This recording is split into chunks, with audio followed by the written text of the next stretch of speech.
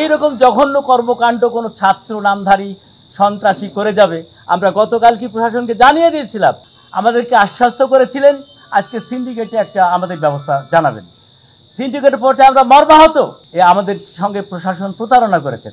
আমরা এই সন্ত্রাসী গোষ্ঠীর দৃষ্টান্তমূলক শাস্তি না দেখা পর্যন্ত, দৃশ্যমান না হওয়া পর্যন্ত বিশ্ববিদ্যালয়ের সকল কর্মকাণ্ড থেকে আমরা বিরত থাকব। আপনারা জানেন রাজশাহী বিশ্ববিদ্যালয়ের জন্মলগ্ন থেকে এ যাবৎকালে সবচাইতে জঘন্য নিকৃষ্টতম সন্ত্রাসী কর্মকাণ্ড ঘটেছে রাজশাহী বিশ্ববিদ্যালয়ে গতকালকে। ছাত্র নামধারী কিছু সন্ত্রাসী যারা রাজশাহী বিশ্ববিদ্যালয়ের দ্বিতীয় সর্বোচ্চ ব্যক্তিত্ব রাজশাহী বিশ্ববিদ্যালয়ের মাননীয় উপাচার্য মহোদয়কে ওনার দপ্তর থেকে নামার পরে ওনাকে দপ্তরের নিচে, প্রশাসন ভবনের নিচে শারীরিকভাবে লাঞ্ছিত করেছেন। এমনকি ওনা যে গাড়িতে উনি উঠেছিলেন সেই গাড়ির চাবি সন্ত্রাসীরা কাড়ে নিয়েছেন এবং স্যারকে গাড়ি থেকে নামিয়ে দিতে বাধ্য করেছেন।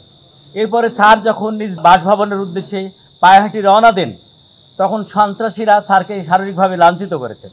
পিছনে পর্যন্ত অজস্র অকথ্য ভাষায় গালাগালি দিতে দিতে স্যারকে বাসা পর্যন্ত নিয়ে আসছেন এবং স্যার বাসাতে প্রবেশের পূর্বেই স্যারের বাসার মূল ফটকে তালা দিয়ে দিয়েছেন যাতে স্যার বাসায় ঢুকতে না পারেন। স্যার কোনো উপায়ন্তর না পেয়ে পায়ে হাঁটতে হাঁটতে বর্তমানে আজকে যেখানে আপনাদের সঙ্গে কথা বলছি এটা সেই জুবিলি ভবন। এখানে এই জুবিলি ভবনে স্যারকে এই বারান্দায় লাঞ্ছিত করা হয়েছে। দোতলায় সিঁড়িতে ওঠার সময় স্যারকে শ্বাসরুদ্ধ করে মারার উদ্দেশ্যে গলা চেপে ধরা হয়েছে, স্যারকে সিঁড়ির উপরে ফেলে দেওয়া হয়েছে।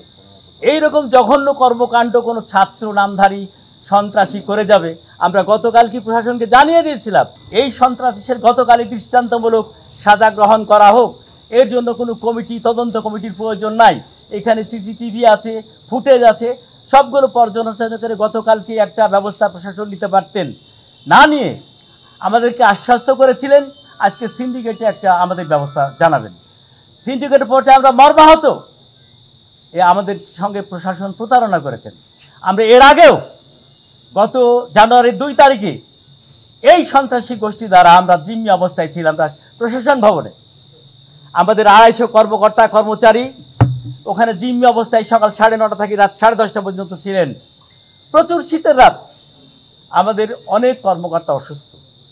আমাদের অনেক মা বোন যারা বাড়িতে দুগ্ধ পশু বাচ্চাদের রেখে এসছেন, তারা 5টার পরে বাসায় যায় বাচ্চাদের সেবা করবেন, তাদেরকে সেই জায়গা থেকে সুযোগ দেওয়া হয় নাই। এমনকি অনেক অসুস্থ মানুষ আছেন, তাদের সময় মতো ওষুধ খেতে হয়। অনেক ডায়াবেটিস রোগী আছেন, অনেক প্রেশারের রোগী আছেন, যাতে সময় মতো বাসায় গিয়ে ওষুধ খেতে হয়। তাদের সন্তানেরা তাদের আত্মীয় স্বজন ওষুধ নিয়ে আসলো, সেই ওষুধটা ভিতরে সরবরাহ করতে দেওয়া হয় নাই।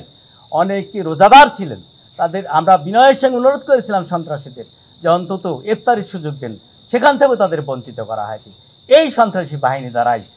কিন্তু তখন কি দেখলাম, প্রশাসনের কাছে যখন আমরা আবেদন করলাম, প্রশাসন নামমাত্র একটা তদন্ত কমিটি গঠন করলেন FM নজরুল ইসলাম স্যারের নেতৃত্বে। কিন্তু কি পালাম, আজকে 9 মাস অতীত হতে চলল, এই তদন্ত কমিটির তদন্ত প্রতিবেদন আলোর মুখ দেখল না। অতএব আমি মনে করি আজকে যেটা করেছেন সিন্ডিকেটে সেটাও লোক দেখানো। এই তদন্ত কমিটি কোনোদিন আলোর মুখ দেখবে না।